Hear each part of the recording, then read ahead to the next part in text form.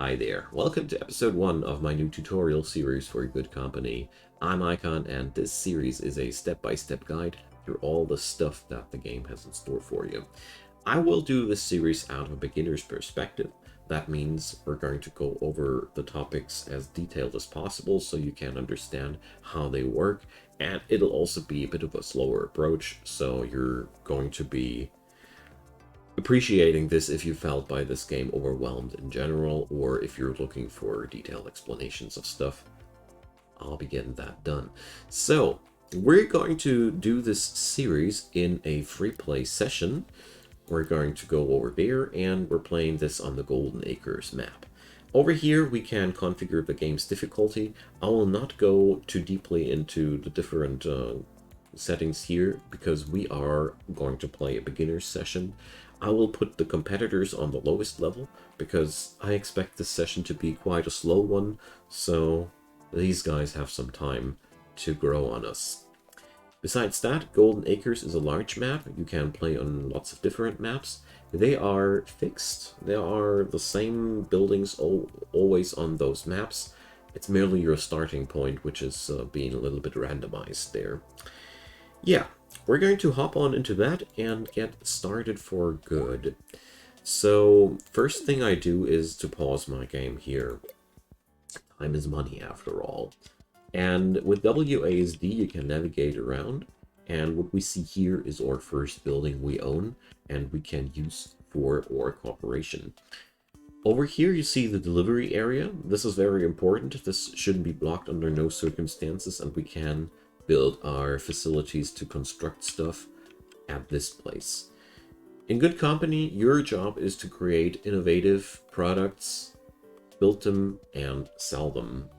That's the main gist of it. We have to research things, we have to handle our employees, we have to do all manner of different things in between, but that's pretty much the basics. Controls wise, there's really not that much to explain. Like I said, WASD for that, or right mouse button like you prefer. You can't pan around the camera, not as far as I know, so we have this perspective here. Down here in the left corner, you have the minimap, or you can open it with M. Over here you see now all the buildings that we can and will acquire over the course of the series, and we're starting out with this one. We see here how much money we start with, 306,000 whatevers. I don't know what it means, but it doesn't matter. Overall, all the other controls, I'll be going over these while we are proceeding. The first thing that we ought to do here is we need to find something we can sell. We start out here with our CEO. That's my alter ego here. And besides that, we own nothing. We don't even have any products to build yet.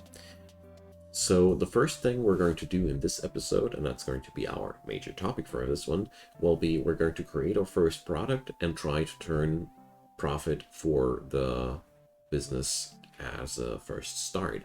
So let's get into this. And you see here the blue cube thing, that's the blueprint designer. That's where you design or edit products. So we're going to go here and create something new.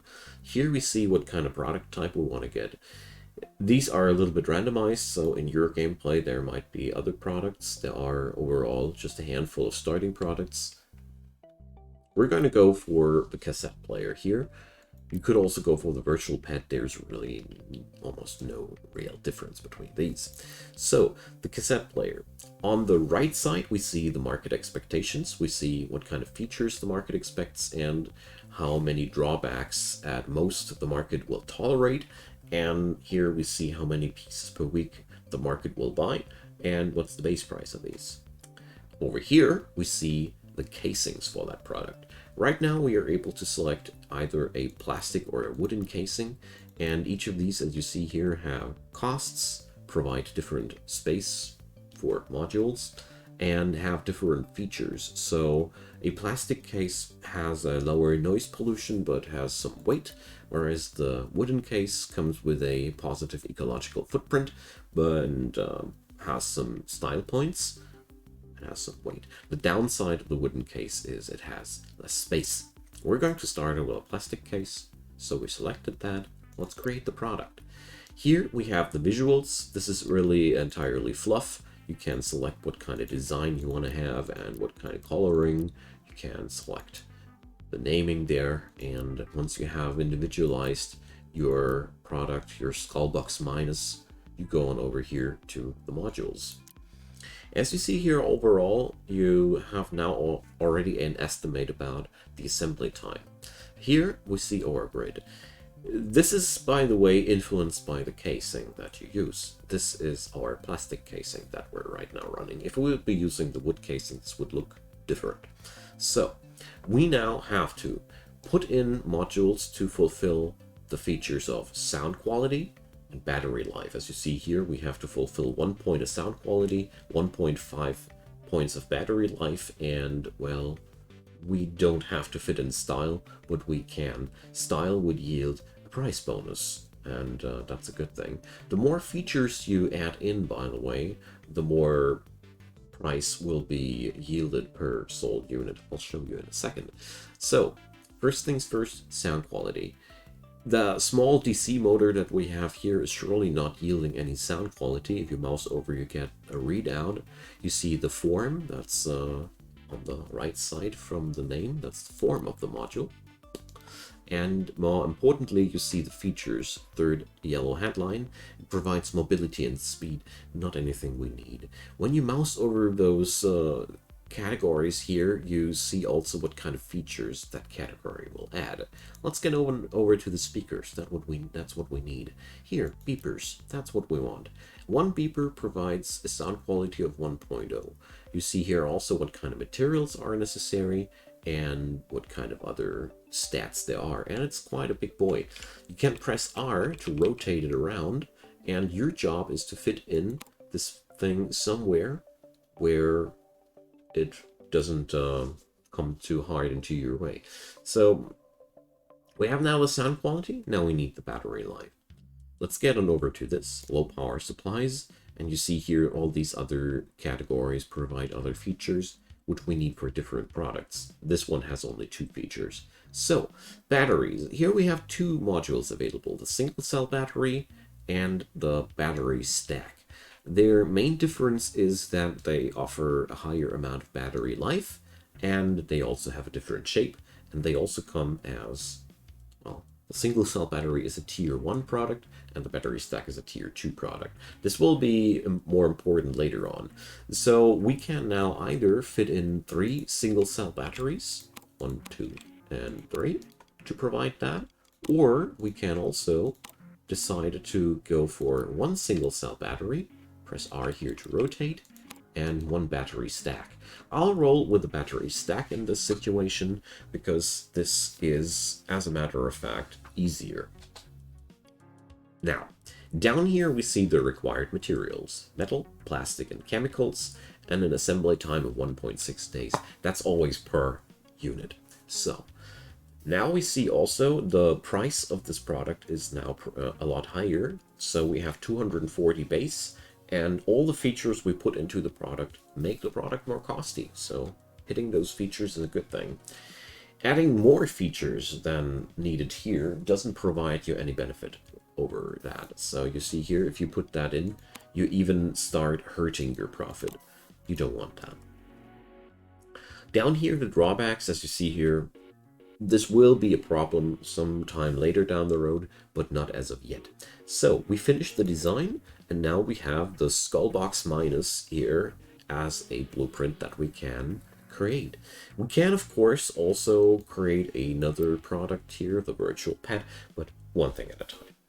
Now, we can produce that thing, but how? Over here, below the time bar, you see the hammer icon, construction, also accessed by 1. So here we see all the different things that we can build. There's categories again, and what we need now first is a handheld assembly table. That's where we are going to assemble our products. R rotates or mouse wheel as well, and we're going to place that bad boy down here. When we click that, we now can select blueprint to produce, and here you see now the Skullbox Minus needs 1 beeper, 1 single cell battery, 1 battery stack, one plastic casing. Over here, we have the worker working there, and let's assign our CEO on that one. And there we go. Now you see, salary 22G per day, and that's that. To actually produce the product now, we need to build up these items here. So to make our life a little bit easier, we're not going to work here with the tinker tables. You could perfectly work with the tinker tables, I'll show you. A tinker table is the most basic unit of manufacturing in this game. At a tinker table, you can practically craft every module you know of, and also parts, so-called components. There's a difference. Modules are things that go into the product, and components are components of modules. So we'll go into that because one of our items actually needs a component. What's important about that? The tinker table can do them all, but quite slowly. When you head on over here to the business development tab, this is where you get to buy new workbenches. Usually I don't speed up things like that, but here it is so helpful to do this right away that I want to share this trick with you. You start the game with some success points and some research points, and you can unlock here 3 different work tables that have a much better work speed than the one tinker table that you got. But the catch here is you can only unlock 2 of them. You can unlock the chemistry table, the handcraft table, it's a little bit cut off here, and the electronics workbench. And here in the tooltip you see all the different things that you can build there. The electronics workbench can craft beepers for us, that's the stuff we need, and the chemistry table can craft battery stacks and batteries for us, that's also the stuff we need. The other thingy here, the handcraft table, is the better one for all manner of casings. We are going to buy here the chemistry table and the electronics table. They work twice as fast as a tinker table, and it's absolutely worth it to invest into that right from the bat. You have these points, and it'll make your starting design a lot more compact, effective, and enjoyable, just so you know. These tables, as you see here, have a way higher investment cost than the tinker table, and they also come with a daily cost because they cost energy. Now, let's get finally started producing these things. We have a use for the tinker table though. We need somewhere to produce the plastic cases, so let's start there. Plastic case selected, and you now have everything going on there, and we just have to hire an employee here. You just click that thing here and you can quick hire somebody. This guy is now working on here. We are producing now 1 plastic case in 0.83 days. You see here the base time is 1 day, and it's already featuring the modified time. Modifying your construction times is a big thing in this game, and we're going to cover that in more details in coming episodes. I just wanted to pinpoint that right from the bat. As you see here now, this table has the recipe on it, and now we just continue like that. Next one, we select the chemistry table, and also I want to let you know that every table here is movable, so don't break a sweat about placing them down in a bad way or so. You can move everything without any cost. Chemistry table, we know that we need the battery stack, so we hire somebody there. And what's next? We have the battery stack, we have the case, we need the single cell battery and the beeper. So let's keep going. We need 1 more chemistry table for that. And let's go for the single cell battery there. Whoops, forgot a worker. And you already see that you get a little bit of an icon there. And for the next item, we're going to need the electronics workbench. You see, you can also build your benches into the delivery area, but I highly suggest you not to, because that space is valuable. You can't designate delivery areas yourself. These are system defined, and it really sucks to have them convoluted with stuff that doesn't belong there, because a couple of things only go there. So, electronics workbench. Next step, goes the beeper. Here the beeper is the first thing that is a little bit different.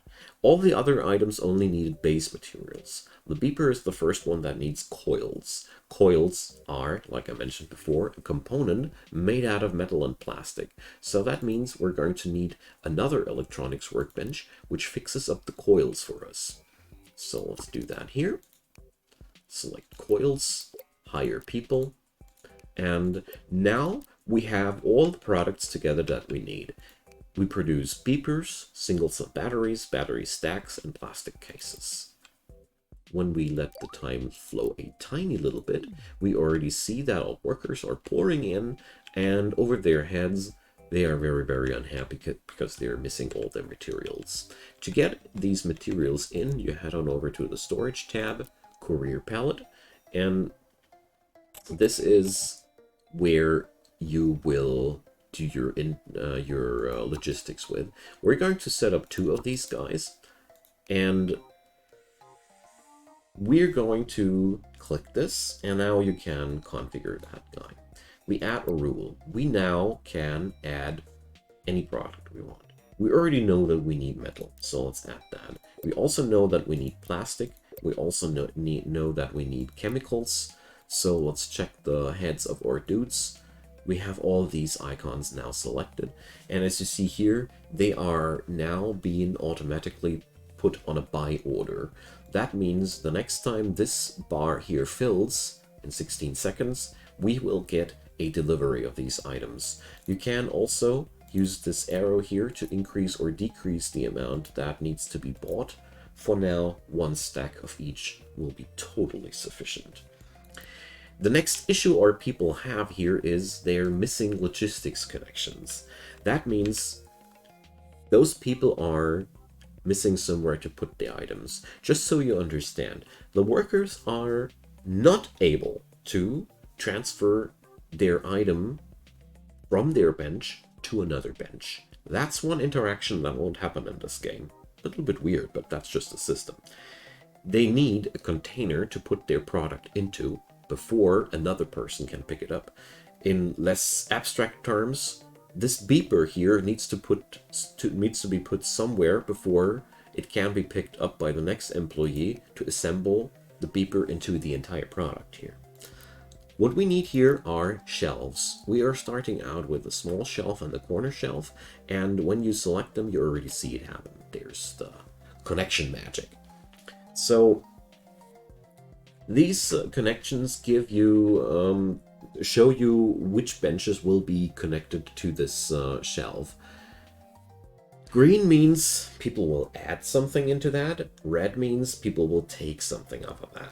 So we're going to set up one of these guys, and usually you will want way more than 1 shelf. I personally like to have a couple of these, and here we go. As you see here, the game is doing these connectors all automatically, and at some point it'll stop. As long as you are new to the logistics system, this is usually the point you should be heading for. This is by no means the most efficient one, but it is the point where every product in the production chain has some storage assigned to it, because your dudes are pretty smart at this game. They are making sure that there is enough space for their work on each shelf. So everybody now has enough room to work, and now we don't need to worry about that anymore. The only thing we haven't done yet is we haven't assigned a place to sell stuff. So that's what I have set up the second pallet for. We add a rule for the skull box minus, and as you see here, it automatically assigns 6 of these as a sell order. That's automatically happening.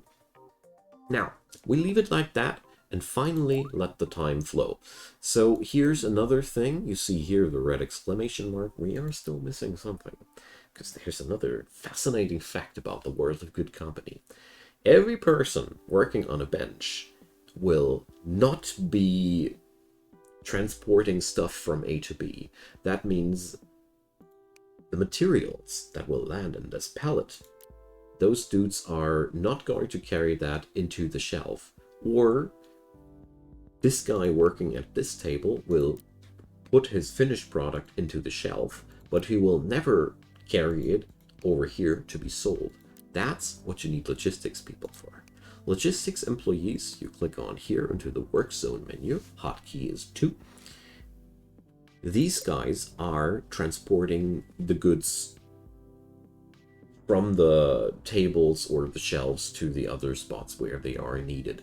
Basically, if your place is not working smoothly, it might be the case that you don't have enough logistics personnel for your business. So right now nobody's doing nothing.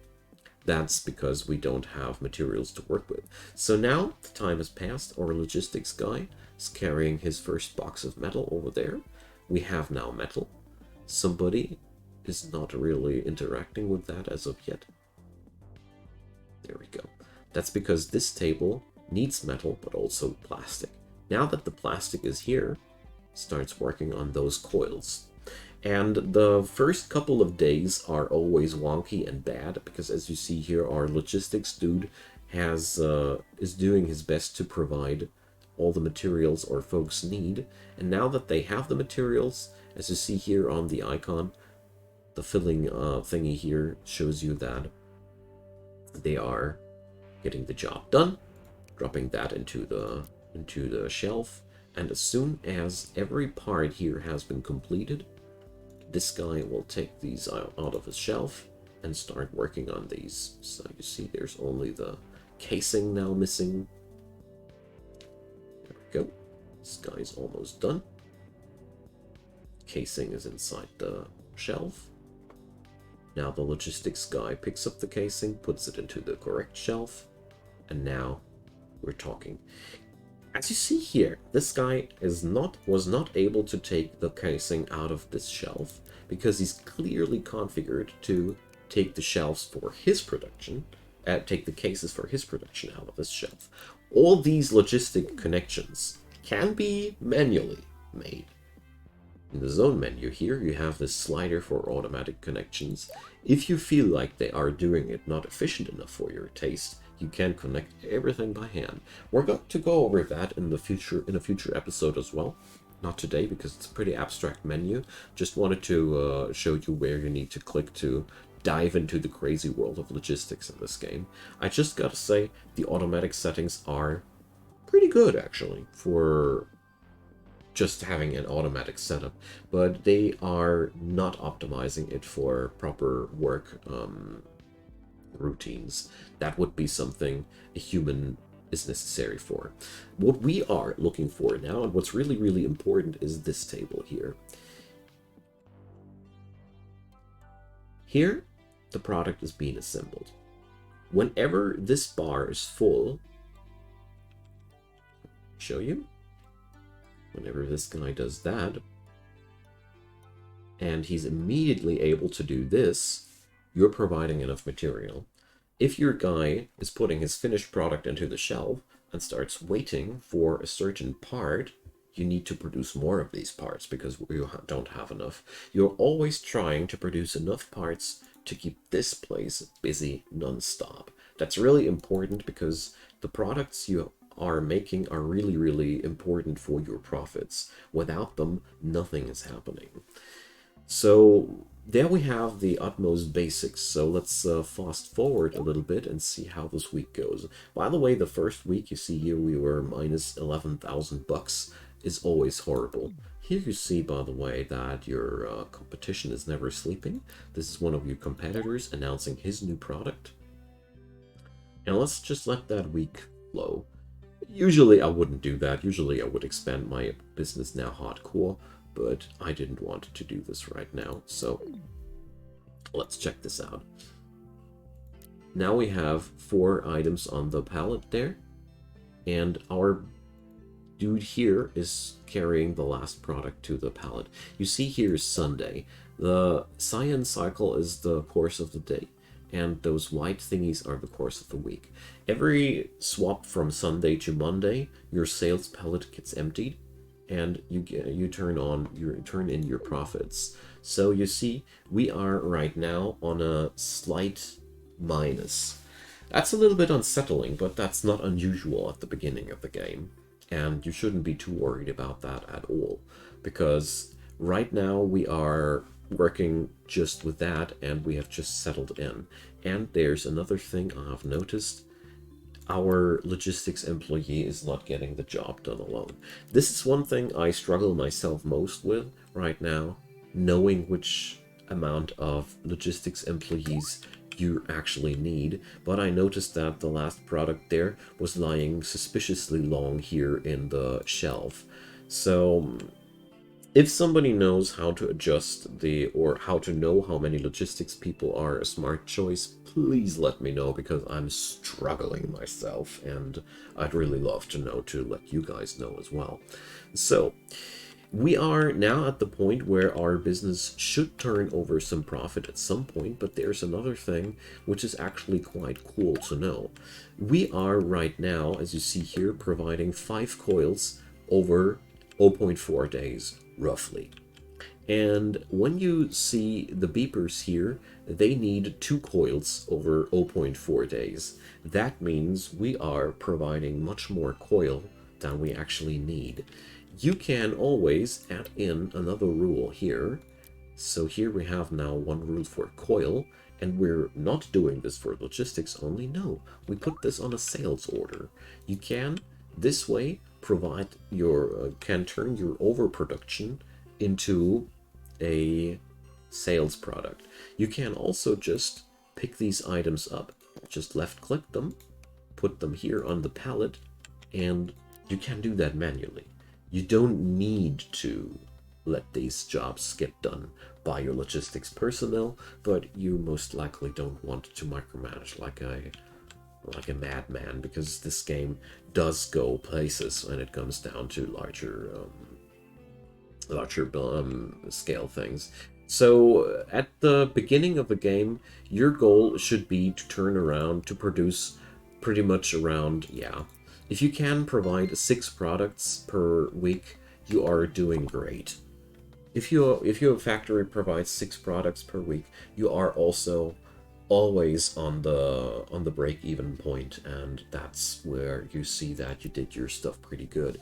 Usually, this setup has no problems in being profitable. If it ain't, it can most of the time the logistics employee is the suspect. Like I said, I haven't found any real good statistic or readout so far about how to find out how your logistics people work. Basically, I'm looking for a readout about the workforce of the logistics employees, but I haven't found any. Maybe I'm just looking past it, but yeah, there are still a couple of things that I haven't fully figured out myself yet. So we have made it. This is the first production cycle, and we will now explore the market as an outro for this episode, and then we're going to head on for the next topic in the next episode. So we have, well, let's let the week flow. We have sold the last week stuff there in the lower right corner. You see here your financial overview, but what's way more important there is you can click here the market overview. Here we see the total amount of, or the total informations about the market. The most important things to note here are the weekly demand of something, how many items can be sold per week. Your competitors will add into that pool as well. You can also adjust the prices here to cut a little bit of an edge there. You can also check out your stats there. But what's really good to know there is here's also a face counter. Products develop over time, and once the face counter is full, you can evolve that product. This will usually mean that the product will have new features. If you mouse over here, you can already see that the expected features tab goes on, the base price goes up, the weekly demand goes up, and basically the more units there are sold of product, the faster it will be eligible for development. And then you need to redesign and to improve your products, and that's basically the cycle of this game. Right now at the beginning you don't have any problems whatsoever, because we don't have any real competition. The competitors and me, we're not really fulfilling the demand of the market, so there's no real problem with that. Last thing I wanted to showcase here is you can also discover new markets here. This means unlocking new products to produce. And you see here they cost you discovery points. These are the other currency you got there. Discovery points will be earned for various things, for market phase progressions, for new researches and the like. But at the beginning of the game, you can already unlock some extra products. We're going to go over all these things in the next couple of episodes. The next episode in particular, we're going to expand this thing. We're trying to churn out more profits. And the main topic that I want to look into in the next episode are assignments, company goals, and maybe also already a little bit of research. We'll see about that. All right, I hope you guys found that helpful. Leave me your comments down below. Leave me your thumbs up if you enjoyed, and of course consider subscribing. There's daily content coming up there, and I'd be delighted to have you. Also, in the description box you will find quite interesting links if you want to dive deeper. There is a Discord channel with like-minded gamers and myself included. Also a link to my Twitch channel where I stream quite regularly, and last but not least, support links which I'd implore you to check out because my content will always be free and I can really use all the help I can get. So thanks for watching up to this point. Have a wonderful day and see you soon. Bye bye.